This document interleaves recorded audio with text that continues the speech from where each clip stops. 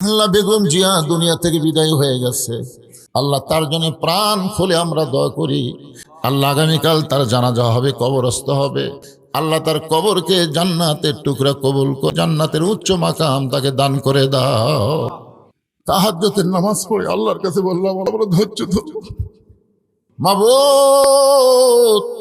কত মানুষের জানাজার নামাজ আমরা পড়েছি, এই দুই হাত দেখতো কবরে আমরা মাটি দিয়েছি।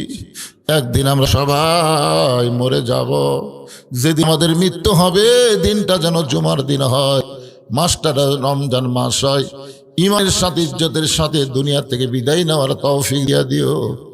আল্লাহ নতুন কমিটি হয়েছে, আল্লাহ এই কমিটির সভাপতি, সহসভাপতি, সেক্রেটারি, কেশিয়ার সদস্য, আল্লাহ সকলকেই কবুল করো।